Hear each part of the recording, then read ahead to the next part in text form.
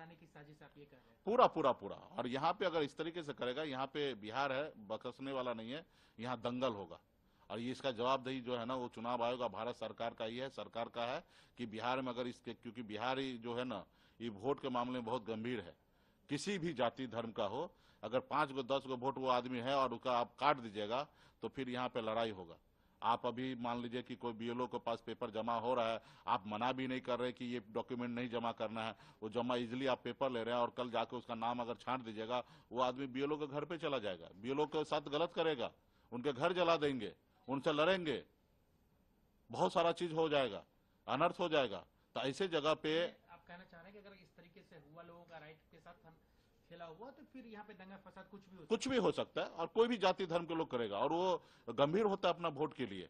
हम यहाँ पे देखे, कई इलेक्शन हमने देखा है कि यहाँ पे कैंप लगता है, अलग अलग गुट बन जाता है, अपने अपने गुट के लिए, अपने अपने समर्थक के लिए, अपने अपने पार्टी के चाहने वाले लोग के लिए वोट गिराने के लिए खून पसीना बहाने के लिए तैयार रहता है, उतावला रहता है। उस जगह पे अगर मान लीजिए किसी भी पक्ष का आदमी हो, तो उसका अगर वोट कट जाए और किसी को वोट देना चाहता हो, वहां पे उनको वोट देने के लिए नहीं मिलेगा, यहाँ 2-4 आदमी का नाम मिसप्लेस हो जाता तो बूथ पे हंगामा हो जाता है, उसको कंट्रोल नहीं करता। अगर मान लीजिए दर्जनों 150 की संख्या में किसी का नाम नहीं है और वो वहां पे वोटर लिस्ट पे, तो वहां पे बहुत बड़ा लड़ाई का जगह हो जाएगा, और ये पूरे बिहार में होगा। तो ये किसी के भी कंट्रोल में नहीं रहने वाला है। तो इसको देखते हुए चुनाव आयोग सही निर्णय ले, राज्य का हित में निर्णय ले, बिहार के जनता के हित में निर्णय ले, किसी भी पॉलिटिकल पार्टी के हित में निर्णय ना ले। देखिए, अभी ये जिम्मेवारी बिहार के मतदाता सूची में अगर कोई बांग्लादेशी है, अगर कोई म्यांमार से है या कोई पाकिस्तान से है और वो मतदाता नहीं है, अगर सूची में है, तो ये जिम्मेवारी चुनाव आयोग पर है, और गहन पुनरीक्षण में चुनाव आयोग ऐसे मतदाताओं को निकाल रहा है। तो मैं समझता हूं कि ये प्रक्रिया संवैधानिक है, और इसमें आजकल राजनीतिक पार्टियों को बड़ा विरोध है। तो क्या मैं ऐसा समझूं कि ये जो हमारी राजनीतिक पार्टियां बिहार में विशेष करके हैं, या राष्ट्रीय पार्टियां जो बिहार में सक्रिय होना चाहती हैं, इनके मतदाता मात्र बांग्लादेश और म्यांमार के हैं, और जिनके कटने से इनकी बड़ी चिंता होगी? इन सवालों के उत्तर अगर देते तो बेहतर होता। और अब उन्हें काम करना चाहिए मतदाता सूची में मतदाता जुड़वाने का, ना कि विरोध करने का। मेरा सीधे तौर पर कहना है, और मुझे उम्मीद है कि आप जो ये मुझसे बात कर रहे हैं, ये माननीय चुनाव आयोग तक भी पहुंचेगा, अलग अलग प्लेटफॉर्म के माध्यम से।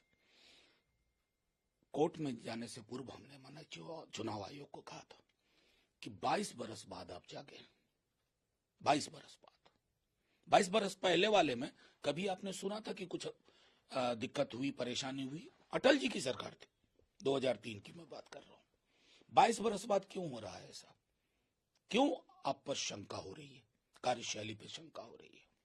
आपने पदभार ग्रहण किया तो कहा बिना पॉलिटिकल पार्टी से बात किए हुए कोई निर्णय नहीं लूंगा। ये कौन सी पार्टी से बात की, कितनी पार्टी से, या एक पार्टी से बात करके इतिश्री कर ली?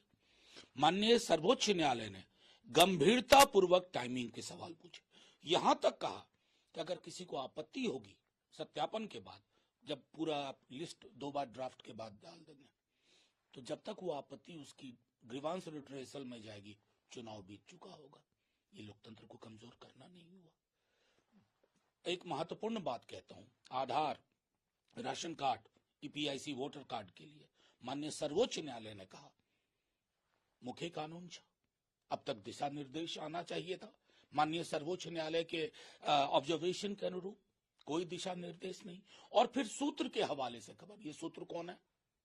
उत्पात मचाने के लिए, नफरत के बीज बोने के लिए किसने ड्राफ्ट देखा, किसने वेरीफाई किया है? और अगर हां, फिर भी म्यांमार और बांग्लादेश के लोग हैं। मैंने पहले भी आपसे कहा था कि इंडो नेपाल के रिश्ते को समझने के लिए वहां का होना जरूरी है। नेपाल के साथ किस तरह का संबंध है, पूरे दरभंगा मधुबनी से लेकर के इधर पूर्णिया, अररिया, किशनगंज, सहरसा, आपको ये समझ दिल्ली दरबार को नहीं होगी। लेकिन मेरा प्रश्न है, अगर एक भी म्यांमार का और बांग्लादेशी है, the home minister of this country is responsible. He